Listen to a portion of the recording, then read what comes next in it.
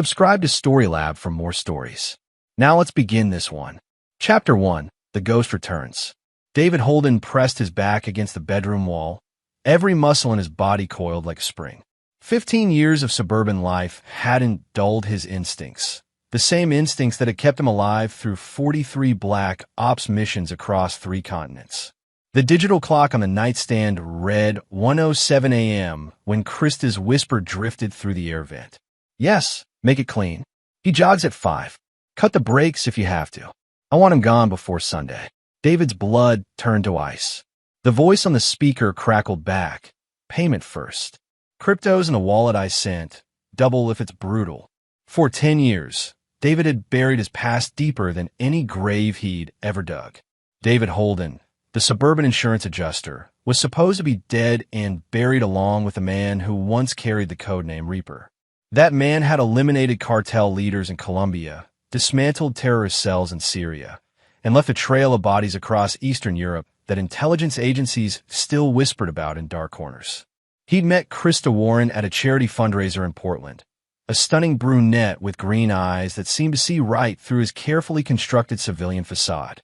She was a pediatric nurse, radiating the kind of genuine warmth that made him believe he could finally leave the darkness behind. Their courtship had been a whirlwind of hiking trips, wine tastings, and lazy Sunday mornings that felt like absolution for every life he'd taken. But as he listened to his wife of 8 years casually discuss his murder, David realized he'd been living a lie. The woman who kissed him goodbye every morning, who made him coffee with 2 sugars and no cream, who held him during thunderstorms, she wanted him dead. Moving with the silent precision that had once made him a ghost in enemy territory, David slipped out of bed and padded barefoot to his study. Behind a false panel in his bookshelf sat a titanium safe that Krista had never discovered. Inside lay the remnants of his former life: fake passports, untraceable cash, encrypted hard drives, and a satellite phone that could reach anywhere in the world. He lifted the go bag, a compact pack containing everything he'd need to disappear forever or wage a war. His fingers found the satellite phone, and he typed a message to a number he hadn't contacted in a decade. One last dance, partner. The reply came within seconds. Thought you were dead. What's the target? David's jaw clenched as he typed back. Close to home. Need to clean house. I'll be there in 48. Stay ghost. Gabriel Burton had been his partner for 7 years in the field, a demolitions expert and tactical genius who could make a problem disappear without a trace. If anyone could help him navigate this personal hell, it was Gabe. David deleted the message thread and returned the phone to the safe. As he slipped back into bed beside his sleeping wife, he studied her face in the moonlight. The same face he'd kissed on their wedding day. The same lips that had just ordered his death. Krista stirred, her hand reaching across the bed to touch his chest. You're cold, she murmured, her voice thick with sleep. Just got up for some water, he whispered, allowing her to curl against him. Every fiber of his being wanted to put his hands around her throat and squeeze until those lying lips turned blue. But David Holden the Reaper was a tactician first.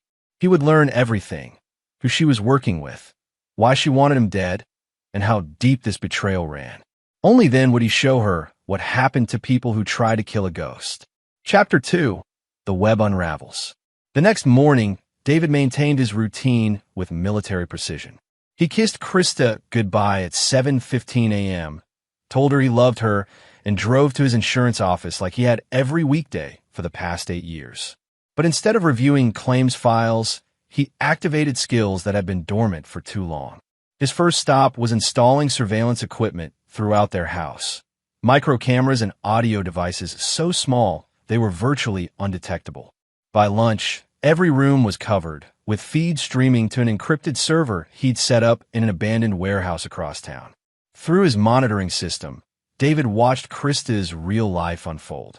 She wasn't the devoted wife he'd believed her to be. At 2:30 p.m., she left their house and drove to the Riverside Motel on the outskirts of town. Room 237. David's blood boiled as he watched her embrace a tall, dark-haired man through the telephoto lens of his surveillance camera. Spencer Ballard. David had run a quick background check and discovered Spencer was a personal trainer at an upscale gym downtown, But more interesting was what the surface records didn't show. Using his old intelligence contacts, David dug deeper and found that Spencer had been dishonorably discharged from the Marines 3 years ago for assault and theft. The man had a rap sheet including bar fights, domestic disturbances, and suspected involvement in an underground fighting ring. But Spencer wasn't just Krista's lover. He was her weapon. David's investigation revealed that Krista had been planning this for months. Bank records showed she'd been siphoning money from their joint accounts and transferring it to cryptocurrency wallets. More disturbing was what he discovered about their marriage itself. Krista Warren hadn't been a pediatric nurse when they met. She'd been a grifter working for a sophisticated identity theft ring. The charity fundraiser where they'd met hadn't been random. She'd been targeting him specifically. But why? David had built his civilian identity perfectly. There should have been no trace of his Black Ops past. The answer came from an encrypted file on a drive he'd thought was long destroyed.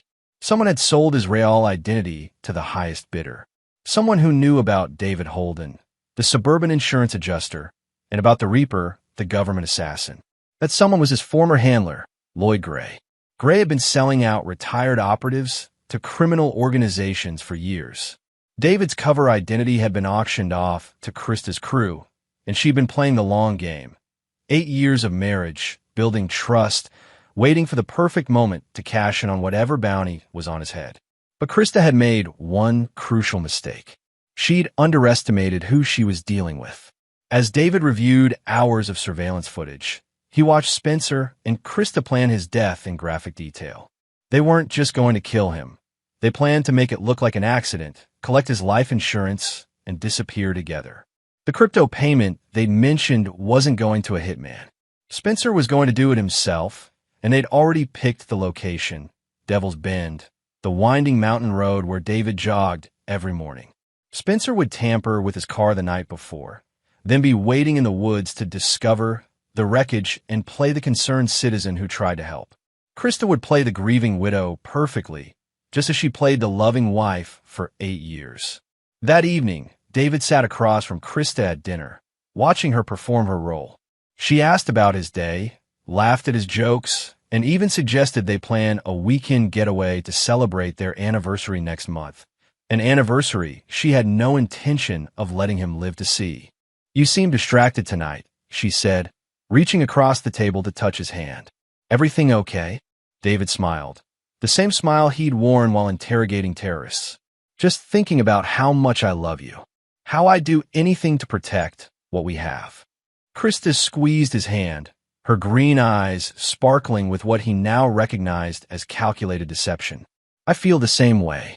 I'd do anything to keep you safe." The irony wasn't lost on him. She was telling the truth in her own twisted way. She was about to do something to keep herself safe by eliminating the threat he represented to her carefully constructed life. As they cleared the dishes together, David's phone buzzed. A text from an unknown number, package delivered to usual drop point. Gabriel had arrived. Chapter 3, Old Ghosts, New Rules. David met Gabriel Burton at an abandoned grain silo 40 miles outside town. The same type of desolate location where they'd planned operations that never officially existed. Gabe emerged from the shadows like he always had, a compact man with surgeon's hands and wolf's eyes, carrying a duffel bag that probably contained enough firepower to level a city block. "Jesus, David," Gabe said, clasping his hand in a firm grip. "You look like a soccer dad." That was the point. David gestured to the surveillance photos spread across the hood of his car. "This is Krista, my wife. This is Spencer Ballard, her lover and would-be executioner. And this," he held up a photo of a gray-haired man in a government building, "is Lloyd Gray, the bastard who sold me out." Gabe studied the photos with the methodical attention he'd once applied to bomb blueprints. "How deep does this go?" 8 years deep. My entire marriage was a setup." David's voice was ice. "Gray's been selling retired operative identities to criminal organizations. Krista's crew bought mine, and she's been playing the long game ever since." "What's the end game?" "Initially, it was probably just access to my resources and civilian identity. But something changed recently. They want me dead now, and they want it to look like an accident." David pulled out his tablet, showing Gabriel the surveillance footage. They're planning to tamper with my car tomorrow night. Spencer will be waiting on Devil's Bend to ensure I don't survive the crash. Gabriel's expression darkened as he watched the footage. These aren't random criminals, David. This operation required serious intel and planning. Someone wanted you specifically. That's what worries me. Gray wouldn't sell my identity for pocket change. Someone paid premium for David Holden, which means they know about the Reaper. David's jaw clenched. The question is whether they want me dead because of something I did in the field or because of something I might remember. What's the play? David spread a map across the car hood, marking locations with red pins.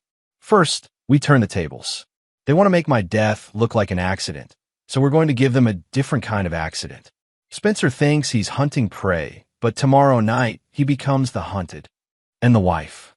Krista's been lying to me for 8 years. She's going to learn what happens when you lie to someone who kills for a living. David's eyes were black holes. But first, we need to understand exactly who we're dealing with. This isn't just about a cheating wife and her lover. There's a bigger game being played here. Gabriel nodded and opened his duffel bag, revealing an array of weapons and electronic equipment. I brought party favors, military-grade surveillance gear, trackers, and enough C4 to redecorate half the state. Save the explosives for later. Right now, I need intelligence. David handed Gabriel a folder. These are Krista's known associates. I want to know who she's really working for and why they want me dead badly enough to invest 8 years in a cover operation. What about Gray? Lloyd Gray is going to have a very bad week, but not until I understand the full scope of his betrayal. David's smile was predatory. He sold out American operatives to foreign criminals. That's treason, and I take treason personally. As they loaded the surveillance equipment into David's car, Gabriel asked the question that had been hanging in the air. You know there's no going back from this, right? Once we start, the suburban life is over. David Holden, insurance adjuster, dies tomorrow night whether Spencer kills him or not. David looked at the photos of his wife one more time. The woman who'd held him during nightmares about his past, who'd made him believe he could be something other than a killer. That man was already dead. He just didn't know it yet. And when this is over, everyone who betrayed me will be in the ground, and I'll be somewhere they can never find me. David's voice carried the cold certainty of a man who'd made peace with what he had to become. The Reaper never retired, Gabe. He was just sleeping.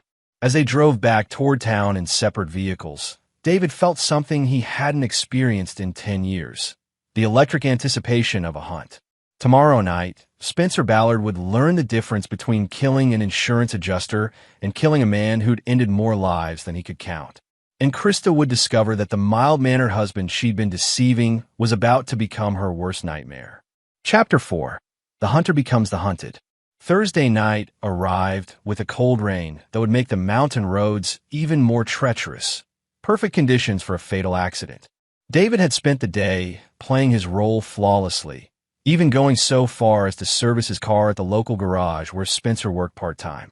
He'd watched through hidden cameras as Spencer slipped underneath his Honda Civic and carefully weakened the brake lines, just enough to ensure catastrophic failure on the winding descent from Devil's Bend. But Spencer had made a critical error. He'd assumed David was an ordinary civilian who wouldn't notice the subtle changes in his car's handling. What Spencer didn't know was that David had been trained to detect sabotage by experts who made Spencer look like an amateur. At 11 p.m., David kissed Krista goodnight and retired to his study, ostensibly to finish some insurance paperwork. Through the surveillance feed, he watched her wait exactly 20 minutes before slipping out of bed and texting Spencer. He's asleep. You're clear for tomorrow. Spencer's reply was immediate. Brakes are done. I'll be in position at 5 a.m. This time tomorrow, we'll be rich and free. David smiled coldly. They would indeed be free of their mortal concerns. At 3 a.m., David slipped out of the house like the ghost he'd once been. His jogging clothes concealed tactical gear, and his running shoes had been replaced with combat boots. Gabriel was already in position at Devil's Bend, having spent the night setting up their own surprise for Spencer. The plan was elegant in its simplicity. Spencer would be waiting in the woods above the hairpin turn, positioned to watch David's car careen off the cliff when the brakes failed. But instead of David's Honda, Spencer would see Gabriel driving an identical vehicle with reinforced brakes and armor plating. While Spencer was focused on what he thought was David's death, the real David would be hunting him from behind. At 4:45 a.m., David was crouched in the tree line 50 yards from Spencer's position. Through night vision goggles, he watched the younger man check his watch and adjust his position. Spencer had brought a rifle, probably planning to put a bullet in David's head if the crash didn't kill him. The man was thorough. David had to give him that. Gabriel's voice crackled through David's earpiece. Ghost Rider to Reaper. I'm approaching the target zone. Showtime in 3 minutes. Copy that. Commence operation. David watched Spencer tense as the sound of an approaching engine echoed through the mountain air. The Honda Civic rounded the bend at exactly 60 miles per hour, just as David's GPS tracker had indicated he would be driving. Spencer raised his rifle, ready to take a follow-up shot if necessary. The car hit the sabotage section of road, and Spencer pressed a remote detonator, a backup plan David hadn't expected. A small explosive charge sent the Honda careening toward the guardrail, but instead of breaking through, the reinforced barrier held. The car skidded to a stop, intact but damaged. Spencer cursed and raised his rifle to finish the job, but Gabriel was already moving. The injured driver stumbled out of the car, apparently dazed but very much alive. Spencer hesitated. This wasn't how it was supposed to go. That hesitation cost him everything. David struck from behind with clinical precision. A sleeper hold rendered Spencer unconscious in seconds, and Gabriel materialized from the car wreckage, having played his part perfectly. Nice performance, David said as they zip-tied Spencer's hands and feet. Think you missed your calling as an actor. Always wanted to try method acting, Gabriel replied, checking Spencer's rifle. Professional grade. Someone supplied this boy with serious hardware. They loaded the unconscious Spencer into Gabriel's van and drove to an abandoned mine shaft 20 miles deeper into the mountains. When Spencer regained consciousness, he was chained to a metal chair in what had once been a mining office, lit only by battery-powered floodlights. Good morning, Spencer, David said, his voice conversational. I think we need to have a chat about your relationship with my wife. Spencer's eyes widened as recognition dawned. You're supposed to be dead. I get that a lot. David pulled up a chair and sat down facing Spencer. Here's what's going to happen. You're going to tell me everything about who hired you, who supplied your equipment, and what the real objective was. If you lie to me, my friend Gabriel over there is going to start removing pieces of you with that very sharp knife he's holding. I don't know what you're talking about. I was just... Gabriel's blade opened a shallow cut across Spencer's forearm before he could finish the sentence. Spencer screamed, more from shock than pain. Let me clarify something, David continued as if nothing had happened. I spent 15 years in the darkest corners of the world doing things that would give you nightmares. I've interrogated cartel leaders, terrorists, and war criminals. You're just a two-bit criminal who thought he could kill a suburban insurance adjuster. This can go easy or it can go very, very hard. Your choice. Spencer's tough guy facade crumbled. Krista said you were just some insurance geek. She never said anything about this. What else did Krista tell you? She said there was money coming, big money, if we could make your death look accidental. Someone was paying her to make sure you never caused trouble for them again. Who was paying her? I don't know. Some government guy with gray hair. He met with her once, gave her a briefcase full of cash, and said there would be more when the job was done. David exchanged glances with Gabriel. Lloyd Gray was definitely involved, but they needed more. How long has Krista been planning this? Months, maybe longer. She said she'd been setting it up for years, building your trust, learning your routines. Spencer was talking fast now, desperation making him cooperative. But something changed recently. She got scared, said someone was asking questions about you, and if they found out who you really were, we'd all be dead. David felt the pieces clicking into place. Someone had discovered his true identity and was pressuring Gray to eliminate him. But who? And what did they think David knew that was worth killing for? What about the insurance money? That was just a bonus. The real payment was supposed to come from the government guy after you were confirmed dead.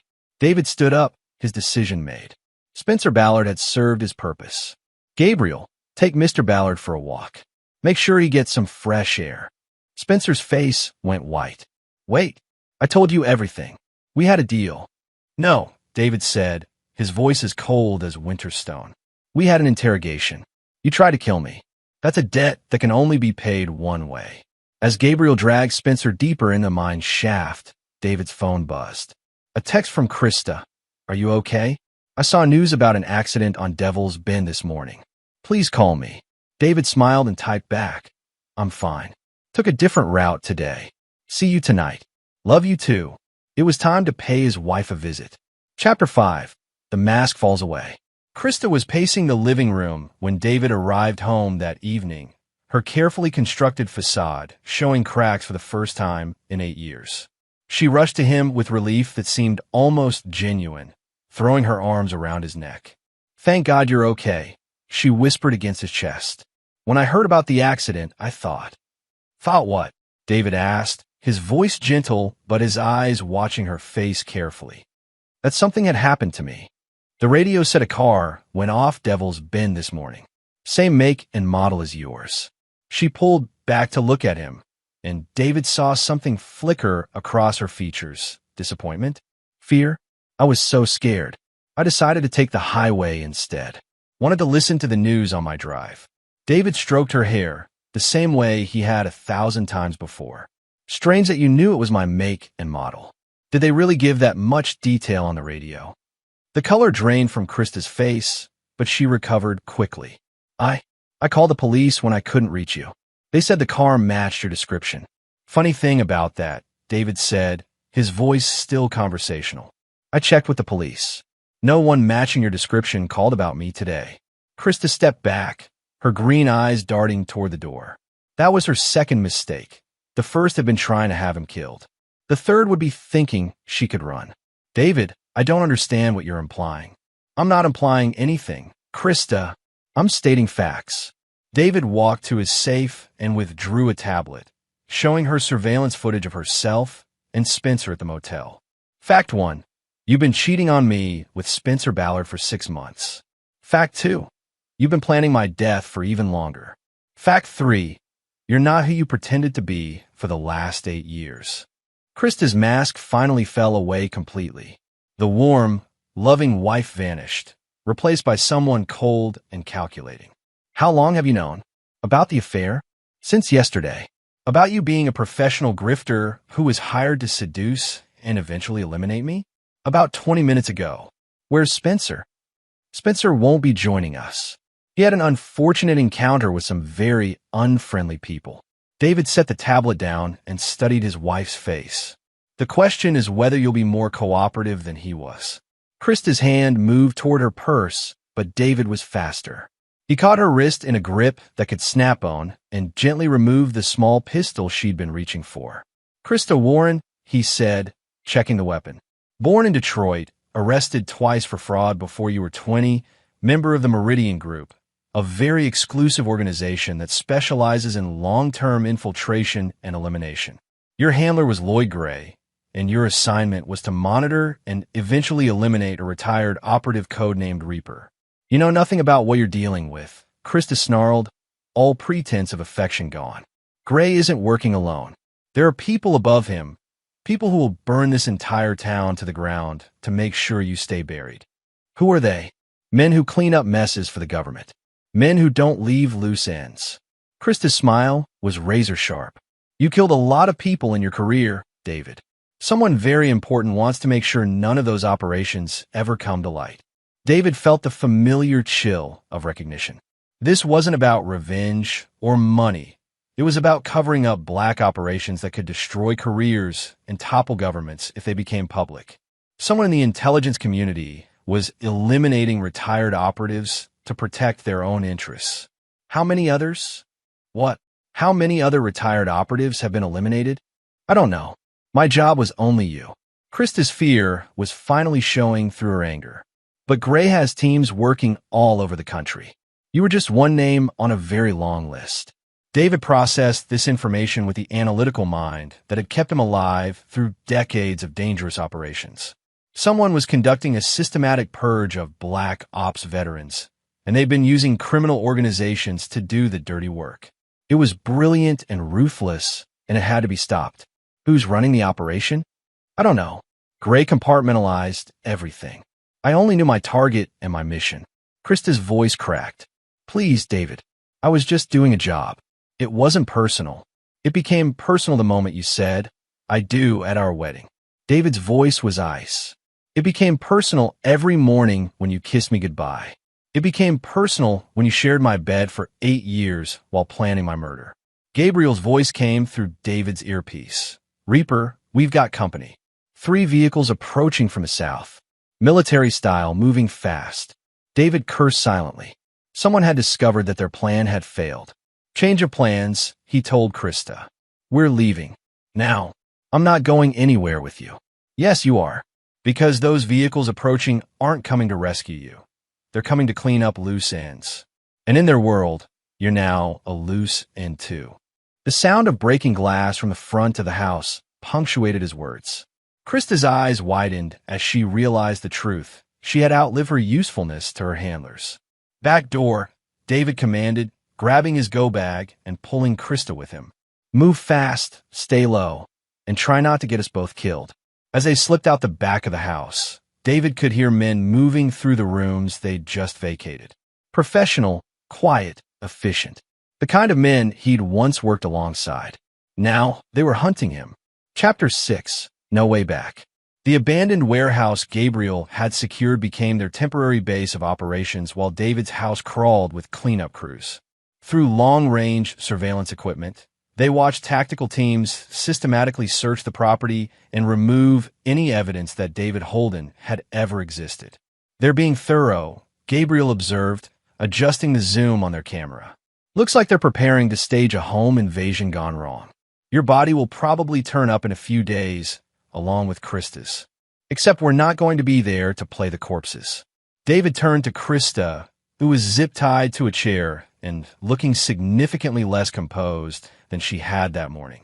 Talk to me about Gray's operation. How does he communicate with his teams? Encrypted satellite phones. Each team leader has direct contact, but the operatives in the field only know their specific targets. Krista's voice was hoarse. The whole thing is designed so that if one team gets compromised, it can't expose the others. How many teams? I don't know exactly. Maybe a dozen? Each one embedded in different cities, hunting different targets. She looked up at David with something that might have been regret. You have to understand, we thought you were just a retired insurance adjuster. If we'd known who you really were, you would have brought more firepower, David finished. Or run like hell. Smart choice would have been to run. Gabriel looked up from his laptop. I've been monitoring police and emergency frequencies. No reports of bodies at your house yet, which means they're still looking for you. But David, I picked up something interesting. There's been a lot of chatter about a federal task force conducting routine interviews with veterans in the area. Routine interviews. David's laugh was bitter. They're accelerating the timeline. Something spooked them into moving faster than planned. What could make them risk exposure like this? David studied the surveillance footage of his house again, noting the efficiency and equipment of the teams. Someone found out about the operation. Maybe a journalist, maybe another intelligence agency. They're trying to eliminate all the targets before the story breaks. Which means we need to move fast, Gabriel said. How many names do you think are on their list? Based on the operations I was involved in, at least 50 active targets, maybe more. David felt the weight of responsibility settling on his shoulders. These were men and women he'd served with, people who'd risked their lives for their country and were now being murdered to protect some bureaucrat secrets. We can't save them all, Gabriel said quietly. No, but we can make the people responsible pay for every single death. David turned back to Krista. I need names. Everyone you've met, everyone Spencer mentioned, every contact Gray ever gave you. And if I help you, then you might live long enough to see justice done. If you don't, you'll die tonight when Gray's cleanup crew realizes you're still breathing. Krista stared at him for a long moment, then began talking. She gave them addresses, phone numbers, meeting locations, and protocol codes. More importantly, she revealed that Gray's operation had a central coordination center, a compound outside Bend, Oregon, where he ran the entire program. How many people at the compound? I don't know. Maybe 20? It's supposed to look like a private security company, but it's really the nerve center for all the teams. Krista's voice dropped. David, these people don't just eliminate targets. They destroy everything: families, friends, anyone who might ask inconvenient questions. Are you trying to appeal to my conscience? I'm trying to tell you that going after them is suicide. Even if you somehow got inside the compound, you'd never get out alive. Gabriel looked up from his equipment. She's probably right about the odds, but we might not need to get out alive to accomplish the mission. David nodded slowly. Gabriel was talking about a suicide run. Get in, destroy the operation, take as many of them down as possible before they were overwhelmed. It was the kind of mission they'd run together in the old days when the cause was more important than survival. There's another option, David said. We turn the tables completely. Instead of running from Gray's operation, we make them come to us. Ow! We take Krista to the compound. Tell them we want to make a deal, her life for safe passage out of the country. They'll be so confident in their ability to handle 2 retired operatives that they'll bring us right into their stronghold. And then we show them what 2 ghosts can accomplish when they stop playing by the rules. Krista looked between them with growing alarm. You're both insane. This isn't some action movie. These people are professionals. So are we, David said. The difference is that we've got nothing left to lose. Gabriel was already packing explosives and weapons into a new set of duffel bags. When do we leave? Tonight. Gray's people will expect us to run, to try to disappear. They won't expect us to walk into their front door with a hostage and a smile. As they prepared for what would likely be their final mission, David found himself thinking about the life he was leaving behind. David Holden, the insurance adjuster, had been a lie, but it had been a comfortable lie. For 8 years, he'd almost believed he could be normal, that he could leave the violence and death behind. Now he was preparing to walk back into that darkness, probably forever. But this time, he wouldn't be fighting for abstract concepts like national security or political objectives. This time, he was fighting for something simpler and more personal. The right to exist without looking over his shoulder, and justice for the people who'd been murdered while trusting their government to protect them. The Reaper was fully awake now, and he was very, very angry. Chapter 7. Into the Lion's Den.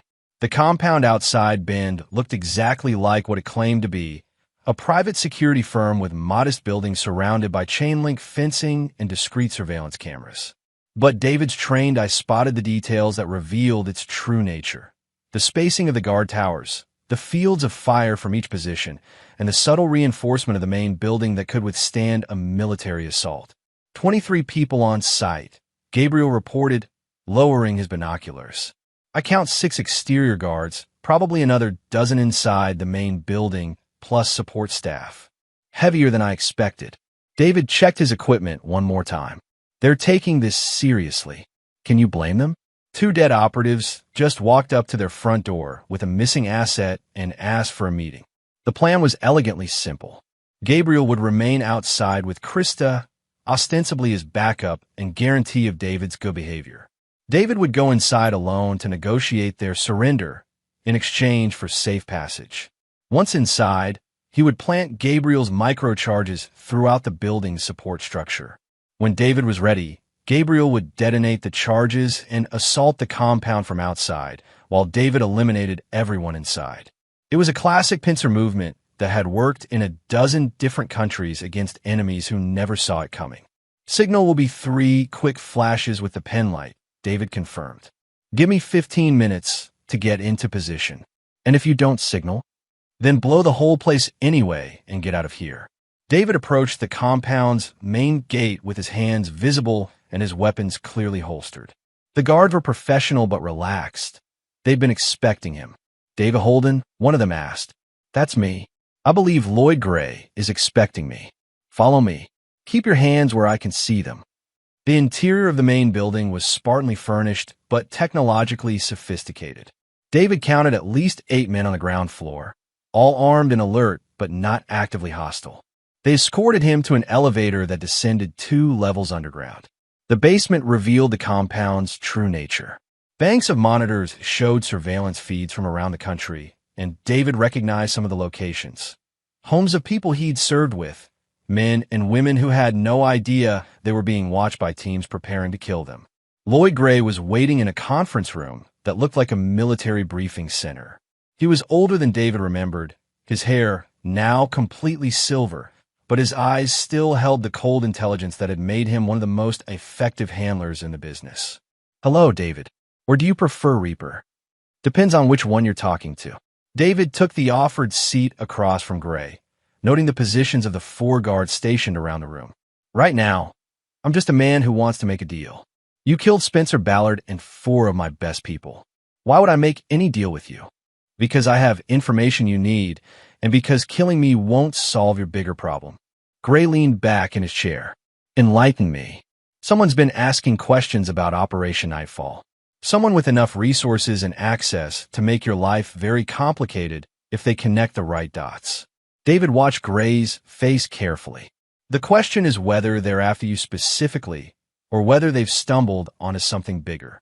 Operation Nightfall had been David's last official mission, the elimination of a terrorist cell in Syria that had been selling chemical weapons to the highest bidder. But the operation had gone sideways when they discovered the terrorists were actually CIA assets being used to track weapons shipments to Iran. David and his team had been ordered to eliminate everyone involved, including American operatives who had been kept in the dark about the true nature of their mission. "Nightfall has been classified beyond your level for 10 years, Gray said. "Classifications don't mean much when the wrong people start asking the right questions." David leaned forward. "Someone knows Lloyd, and they know enough to make your systematic elimination of Nightfall veterans look like exactly what it is, a cover-up." Gray's composure slipped slightly. "What do you want?" "Safe passage for me and my partner. New identities, clean papers, enough money to disappear permanently." David spread his hands. "In exchange, I'll tell you who's been digging into Nightfall and how close they are to exposing everything. And Krista is insurance. She lives as long as you honor our agreement." Gray was silent for a long moment, studying David's face. "You know I can't let you walk away. You know too much about too many operations. Then we have a problem. Because if I don't walk out of here alive, my partner has instructions to release everything I know about Nightfall to every major news outlet in the country." "You're bluffing." David smiled coldly. "Am I? You sent a team to kill a suburban insurance adjuster, and now you're sitting across from the Reaper in your most secure facility. Do I strike you as someone who makes idle threats?" Gray gestured to one of his men, who whispered something in his ear. David used the distraction to scan the room more carefully, noting the ventilation system, electrical panels, and structural supports. Gabriel's charges would need to be placed precisely to bring down this underground facility. "I've been authorized to make you an offer," Gray said finally. "Full immunity, new identities, and relocation anywhere in the world. All I need in return is the name of your source and your word that this ends here." "That's generous. Almost too generous." David's voice carried a hint of suspicion. "What aren't you telling me? The operation is bigger than you know. Nightfall was just the beginning. There are dozens of classified operations that could destroy this country's intelligence apparatus if they became public." Gray's voice was urgent now. "We're not the bad guys here, David. We're trying to protect national security. By murdering the people who serve their country?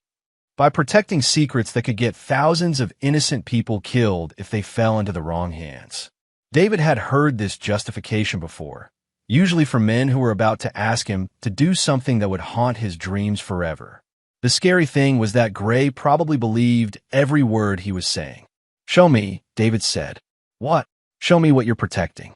Show me these operations that are so dangerous they justify murdering veterans in their sleep." Gray hesitated, then nodded to one of his men. "Bring up the Nightfall files. All of them." As the guard moved to a computer terminal, David palmed one of Gabriel's microcharges. It was no bigger than a coin and would adhere to any metal surface. He had 6 of them, enough to bring down the entire underground complex if placed correctly. The first charge went under his chair when he shifted position. The second went on the electrical panel when he stood to examine the documents Gray was showing him. Each placement was smooth, natural, undetectable. But as David read the files, he began to understand why Gray was so desperate to keep them secret. Nightfall hadn't been an isolated incident. For the past 15 years, Black Ops teams have been systematically eliminating American assets who had learned too much about illegal operations conducted on foreign soil. They weren't protecting national security. They were protecting the careers and freedom of men who had turned the intelligence community into their personal criminal enterprise. And David Holden, the Reaper, had been their most effective weapon. Chapter 8, The Reckoning. The revelation hit David like a physical blow. Operation Nightfall hadn't been about stopping chemical weapons sales. It had been about eliminating witnesses to illegal arms deals conducted by Gray superiors. The Syrian cell they'd killed had been trying to expose American officials who were selling weapons to both sides of the conflict. "You turn me into a cleanup crew," David said, his voice deadly quiet. "Every target I eliminated, every mission you sent me on, I was murdering witnesses. You were protecting American interests," Gray replied, but his voice lacked conviction. "Sometimes it requires difficult choices." David placed his third microcharge on the ventilation grate while pretending to steady himself against the wall. How many others know? Know what? How many other operatives figured out what they were really being used for? Gray's silence was answer enough. The systematic elimination of Black Ops veterans wasn't just about keeping secrets. It was about silencing people who had realized they'd been turned into assassins for hire. "All of them," David said. "Every name on your list figured it out eventually. That's why you're killing them. We gave you all honorable retirements.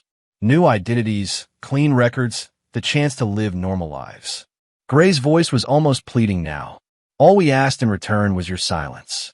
And when silence wasn't enough, you decided permanent silence was the only option." David's hand moved to his concealed sidearm, but Gray's men were faster. For weapons trained on him before he could draw, but David wasn't trying to escape. He was buying time for Gabriel. "I want to see the full list," David said. "Every name, every operation, every target." "David, don't make this harder than it has to be. Show me the list, or I start screaming until your neighbors call the police." Gray nodded reluctantly, and one of his men brought up a comprehensive file on the main screen. David's stomach turned as he read the names. Dozens of men and women he'd served with, all marked as neutralized over the past 2 years. But some names were still marked as pending. People who were still alive, still trusting that their government would protect them. "Gabriel Burton," David read aloud. "Interesting. You have my partner marked for elimination too. He's compromised by association. You know how this works." David placed his fourth charge on the metal door frame while Gray was focused on the screen. "And Marcus Webb? Sarah Chun? Tom Rodriguez?" These people never served on any classified operations. They were asking questions, making inquiries about missing teammates. Gray's mask was slipping completely now. "We couldn't risk exposure, so you murdered them. We protected national security." David's laugh was like breaking glass. "You protected yourselves. This has nothing to do with national security and everything to do with covering up war crimes." The fifth charge went on the support beam behind Gray's chair. "One more to go. Even if that were true, what's your alternative?" Gray demanded. "Expose everything? Destroy American intelligence capabilities? Get thousands of active operatives killed? My alternative is justice." David placed the final charge on the ceiling support while reaching for a document. "Starting with the people in this room." Gray's eyes widened as he realized what David was really doing. Kill him. But David was already moving. The conference table went over, providing temporary cover as bullets shattered the air where he'd been standing. He rolled behind a filing cabinet and keyed his radio. "Gabriel, light it up." The microcharges detonated simultaneously, bringing down half the ceiling and plunging the room into darkness. Emergency lighting kicked, and seconds later, revealing a scene of chaos and destruction. 2 of Gray's men were down, crushed by falling debris. Gray himself was trapped under the overturned table, blood streaming from a head wound. The remaining guards were disoriented, their night vision destroyed by the blast. David moved through the smoke like the ghost he'd always been. The first guard died with David's knife between his ribs before he knew what was happening. The second managed to turn his weapon before David snapped his neck with surgical precision. Above them, Gabriel's assault on the compound had begun. The sound of explosions and automatic gunfire echoed through the damaged building. "Please," Gray gasped from under the table. "I was just following orders." "So was I," David replied, pulling Gray free. "For 15 years, I followed your orders and killed good people because you told me they were enemies. Now I'm following my own orders." "David, wait." The knife slid between Gray's ribs with practiced efficiency, finding his heart with lethal precision. Gray's eyes went wide, then vacant. David keyed his radio again. "Status report. Compound secure." Gabriel's voice crackled back. "But we've got company coming. Multiple vehicles, maybe 10 minutes out." "Copy that. Coming up." David gathered the most incriminating files from the destroyed computer system and made his way to the surface. The compound was a war zone. Dead guards scattered across the courtyard, buildings burning, vehicles destroyed. Gabriel had been thorough. "Krista?" David asked. "Secured in the van. She's been very cooperative since the shooting started." "Good. Let's go." As they drove away from the burning compound, David felt something he hadn't experienced in years, a sense of completion. Lloyd Gray and his operation were finished, but more importantly, the list of targets would die with them. "So what now?" Gabriel asked. "Now we disappear. New identities, new lives, new rules." David looked back at the smoke rising from the compound. "And if anyone else decides to come after retired operatives, they'll learn what happened here." In the back of the van, Krista spoke for the first time since the assault began. "You know this won't end it. Gray was just middle management. The people who really run these operations are still out there." "Then they'd better hope we never cross paths again," David replied. "Because next time, I won't be so merciful." Chapter 9, Ghost Protocol. 3 months later, David Holden officially died in a hiking accident in the Cascade Mountains. His body was never recovered, which wasn't surprising given the treacherous terrain and the recent avalanche activity in the area. His memorial service was well attended by colleagues from the insurance company who remembered him as a quiet, reliable man who had loved his wife deeply. Krista Warren Holden inherited everything, played the grieving widow convincingly, and disappeared 6 weeks later when it became clear that Lloyd Gray's organization had been completely dismantled. The FBI investigation into the compound attack had exposed a network of illegal operations spanning 3 decades, resulting in congressional hearings and the resignation of several high-ranking officials. But the man who called himself Michael Torres had no interest in politics or justice anymore. He owned a small charter fishing business in Belize, lived in a house with no neighbors for 20 miles, and hadn't spoken to another human being for weeks at a time. Gabriel ran a dive shop on the other side of the island under the name Carlos Mendez, and they met for drinks exactly once a month to share information and ensure each other's continued survival. The money from Gray's operation, almost $12 million in untraceable cryptocurrency, had been divided equally between them. It was enough to live comfortably forever, assuming they were careful and stayed off the grid. But David had learned that some ghosts couldn't stay buried. The message came through an encrypted channel he'd established for emergency communications. A simple text, package delivered. Problem solved. Thanks for the recommendation. It was from Sarah Chun, one of the names from Gray's target list. She'd survived the purge, and apparently, she'd been busy. Over the past 3 months, similar messages had arrived from other survivors, men and women who had taken David's advice and gone after their would-be killers before they could strike. The network was reforming, but this time, it was operating under different rules. No government oversight, no official missions, no moral ambiguity about targets. They were ghosts hunting monsters, and they were very good at their job. David's satellite phone buzzed with an incoming call. "Gabriel, you see the news?" Gabriel asked without preamble. "Which news?" "Senator Morrison. Found dead in his Washington apartment. Apparent suicide, but the details don't add up." David pulled up the news feed on his laptop. Senator Robert Morrison had been one of the names in Gray's files, a politician who had profited from illegal arms sales for over a decade. His suicide had all the hallmarks of a professional elimination. Our people? David asked. Has to be. Morrison was too well protected for random criminals, and the security footage shows anomalies consistent with our training. David felt a familiar stirring in his chest. Not satisfaction exactly, but recognition. Justice of a sort was being served, even if it wasn't the kind that happened in courtrooms. Any word from the others? Chen checked in last week. Webb is handling something in Phoenix. Rodriguez went dark 3 days ago, but that's normal for him. Gabriel paused.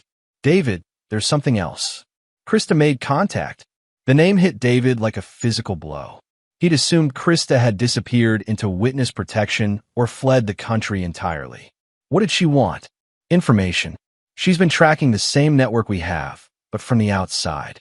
Apparently, Gray's organization had international connections we didn't know about. And she wants a meet. Says she has intel on an operation in Eastern Europe that's still active. David stared out at the Caribbean waters, thinking about the woman who had shared his bed for 8 years while planning his murder. The logical thing to do was ignore her completely. Krista Warren was a trained operative who had already betrayed him once. Trusting her again would be suicidal. But if she was right about Eastern Europe, there might be other networks still operating, still hunting down veterans who had served their country faithfully. Where does she want to meet? Neutral ground. Public place. She suggested the cafe at the Guatemala City airport. When? Tomorrow. Noon. David closed his eyes and tried to access what remained of his conscience. The smart play was to stay dead, keep running his fishing charters, and let other people clean up the mess. He'd earned his retirement, and he'd already paid a higher price than anyone should have to pay. But 47 names had been on Gray's list. David had confirmed that 31 of them were already dead, and only 12 of the survivors had made contact with the informal network they'd established. That left 4 people unaccounted for, 4 veterans who might still be living normal lives, unaware that someone was planning to murder them. Book the flight, David said finally. But Gabriel? Yeah. If this is a trap, if Krista is working for whoever replaced Gray, I want you to know it's been an honor serving with you. Same here, brother. But if she tries to betray you again, she's going to learn that I hold grudges even longer than you do. As David packed his go bag for what might be his final mission, he thought about the man he'd been when this all started. David Holden, the suburban insurance adjuster, had believed in second chances, in redemption, in the possibility that people could change. The Reaper knew better. Some people didn't deserve second chances, and some betrayals couldn't be forgiven. But sometimes, even monsters could serve a useful purpose if pointed in the right direction. Krista Warren had tried to kill him once. Tomorrow, she would discover that the man she'd married had never really existed, and that the man she'd awakened was far more dangerous than anything she could imagine. The ghost was going hunting one more time. The end. David Holden disappeared into the crowd at Guatemala City Airport and was never seen again. Krista Warren was found dead in her hotel room the following morning, the victim of an apparent robbery. The investigation was closed within a week. Over the next 2 years, 17 high-ranking officials died in accidents, suicides, and random crimes that bore no connection to each other except in the minds of people who knew how to read the signs. Sometimes justice wears a badge and sits behind a bench. Sometimes it carries a knife and leaves no witnesses. This is where our story comes to an end. Share your thoughts in the comments section. Thanks for your precious time. If you enjoyed this story, then please make sure you subscribe to this channel. That would help me a lot. Click on the video you see on the screen, and I will see you there.